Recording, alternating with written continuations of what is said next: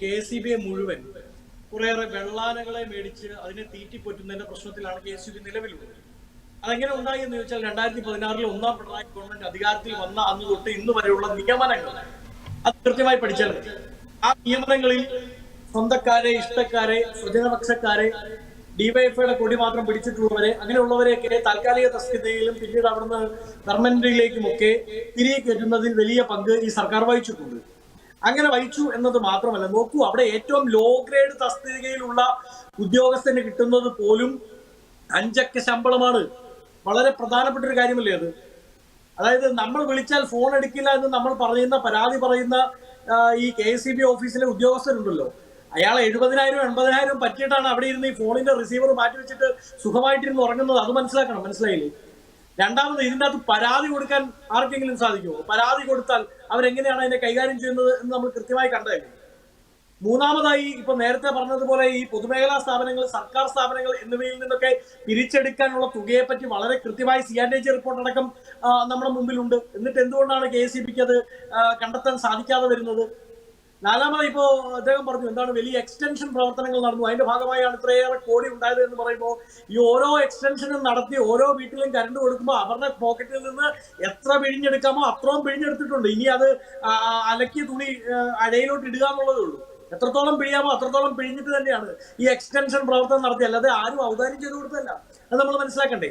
KCB മന്ത്രി കഴിഞ്ഞ ഒന്നാം പിണറായി ഗവൺമെന്റിലും രണ്ടാം പിണറായി ഗവൺമെന്റിലും ആകപ്പാടെ തുറക്കുന്നത് എന്തെങ്കിലും നട്ട്സും ഈ മന്ത്രിസഭാ യോഗത്തിന് അടങ്ങി കിട്ടുന്ന നട്ട്സ് കഴിക്കാനും, ഇതാ ഞങ്ങൾ നിരക്ക് കൂട്ടാൻ പോകുന്നു എന്ന് പറയാനും വേണ്ടിയാണ്. പിണറായി വിജയൻ എനക്കൊന്നും അറിയില്ല എന്ന് പറയാൻ തുറക്കുന്നത് പോലെ KCB മന്ത്രി ഇതിനപ്പുറത്ത് എപ്പോഴെങ്കിലും മാധ്യമങ്ങളെ കണ്ട് എന്തെങ്കിലും പറഞ്ഞതായിട്ട് നമ്മൾ കണ്ടിട്ടുണ്ടോ? UDF ഗവൺമെന്റ് ഇവിടെ നിന്ന് പോകുമ്പോൾ ഇവർക്ക് കൈമാറിയത് ലാഭത്തിലായിരുന്ന ഒരു ബോർഡിനാണ്. എന്താ സംശയം ഉണ്ടോ? അങ്ങനെ ലാഭത്തിലായിരുന്ന ഒരു ബോർഡിനെ കൈമാറി കൊടുത്തപ്പോ തിരിച്ചിപ്പോ ഇവരുടെ കയ്യിൽ രണ്ടാമത്തെ ടേബിൾ എത്തുമ്പോൾ നഷ്ടത്തിലായി. ഇനി സർചാർജ് എന്ന് പറയുന്ന സാധനം നമ്മുടെ കയ്യിൽ നിന്ന് പിരിക്കുന്നില്ലേ?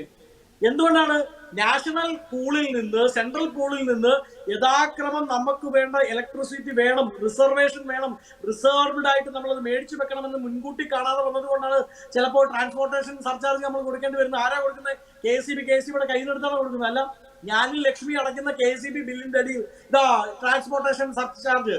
മുള ഏതൊരു സിനിമയ്ക്കകത്ത് പറയില്ലേ, എന്താണ്, മുള നോക്കി കോഴിക്കോട് പോയി, മുള കിട്ടിയില്ല 5000 എന്ന് പറയുന്ന പോലെ, കരണ്ട് നോക്കി കർണാടകയിൽ പോയി, കറണ്ട് കിട്ടിയില്ല 5000 എന്ന് പറഞ്ഞ് ഇവരുടെ കയ്യിനെടുത്ത് കൊടുക്കുകയല്ലെന്നേ. KCB ബോർഡിന്റെ ലാഭത്തിലുണ്ടായിരുന്നിടത്ത് നിന്ന് കൊടുക്കുകയല്ല. അങ്ങനെ കൊടുത്താലും പ്രശ്നമാണ്. അങ്ങനെയല്ല കൊടുക്കുന്നത്. അത് ഡിവൈഡ് ചെയ്തിട്ട് ലക്ഷ്മിയുടെയും എന്റെയും വിനോദിന്റെയും ഒക്കെ KCB ബില്ലിലേക്ക് ഇവര് ഇതിനെ അറ്റാച്ച് ചെയ്ത് തരികയാണ്. നിലവിൽ ഈ സംസ്ഥാനത്ത് ഏറ്റവും കൂടുതൽ ജനങ്ങളെ പിഴിയുന്ന വകുപ്പ് അത് KSEB ആണ്. അവർക്ക് കൃത്യമായി അറിയാം. ആദ്യം സംസാരിച്ച് അദ്ദേഹം പറഞ്ഞതുപോലെ ഇന്ന് മനുഷ്യന്റെ അനുദിന ജീവിതത്തിൽ ഒരിക്കലും ഉപേക്ഷിക്കാനാവാത്ത ഒരു സാധനമായ ഇലക്ട്രിസിറ്റി മാറിക്കഴിഞ്ഞു.